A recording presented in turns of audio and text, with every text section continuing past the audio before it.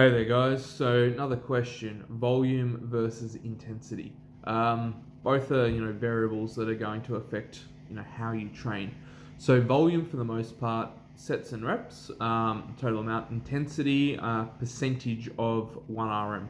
Now, some people get confused in the earlier stages of training between intensity and RPE, rate of perceived exertion. Um, RPE is just a gauge on how difficult a certain task was versus the intensity, because it's a percentage of your 1 RM, should be fixed. So an example would be if you did, if your max was say 100 on the bench press and you're using 75 kilos, the intensity would be 75%. Now, you'd probably get, with 75 kilos, you could probably crack out a set of 10, and you'd be really, really struggling towards the end of the set. So your rate of perceived exertion might be a 9 or a 9.5 or possibly a 10, but the intensity is still, 75%. In terms of, training and the rest of it, I try and keep the intensity between most of the time 75 to 85%, and I'll go for more volume. Now, there's obviously exceptions, like in the off season, or I'm deloading at the moment. I'm only doing front squats, 3 sets of 20 at 70 kilos. I've comfortably front squatted 200, so you could say the intensity is down at 35%.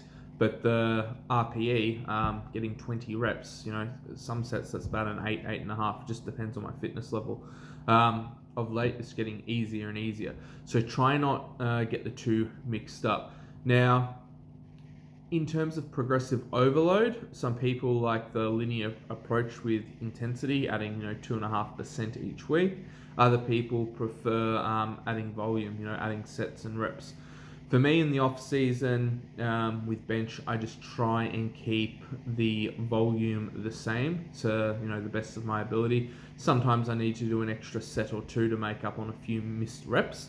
And I'm trying to keep the intensity within those 75 to 85%. When it comes to squats, a little bit different, apart from the deload. When like working up in a comp prep, I always go with intensity because my rep out ability is not the best. I don't do very well with volume because my lower back tires out. It just does not like a lot of volume. It works and responds better to intensity, and it can hold the reps really quite well. And then, same thing true with deadlifts. If you're going to go volume in an off season, and you're going really, really high rep, just keep the intensity low and really work on your form. Technique is everything when it comes to volume, because you're doing more sets, more reps. If something's off, you're just ingraining a poor motor pattern with a whole lot of reps. Intensity wise, yeah, it's a lot easier to keep your reps clean if you're really focusing about what you're trying to do. Assistant exercises, I tend to go more with volume, because I try and keep the break time to 2 to 3 minutes, and depending how tiring the main movement for the day was, that's going to dictate the intensity that I use for that session. But I just try and keep the volume pretty much the same in terms of sets and reps. Weight shifted, that's another volume variable. A lot of things come down to the lifter. Newer lifters respond really well to volume because you've got the opportunity to build movement patterns. Intermediate lifters, a bit of intensity, bit of volume, and then as you get stronger and stronger, things like, for me, I only really respond really well to intensity. The volume doesn't necessarily make me stronger. The only exception to that would be bench with the smaller muscle groups. As I said, if I'm trying to do volume work on squats and deadlifts, it's my lower back that gives out, not my legs. So I have to then, come back and have a look at where the weakness actually occurred. So then if I'm going to address lower back, I need to work on lower back specifically with exercises as opposed to just squatting and deadlifting, because it's just not helping me in that regard. So, if I'm bringing up a weakness, then yes, I may use a volume, especially at the start when I want to, ingrain some really good movement patterns, and then I'll progress the intensity later on. That's my take on it. other people, other things work well for other people. I know some people can squat a heavy weight for a whole lot of, sets and reps, and, they don't have any problem with it. For me, it's not the case. A lot of the times you just got to find out what works well for you. And if you've made some really good progress in training, if you've been keeping a training log, have a look over what you did, because chances are there's going to be a few answers in that, versus if you're having a really poor training block, have a look at what you're doing. Are you, trying too hard?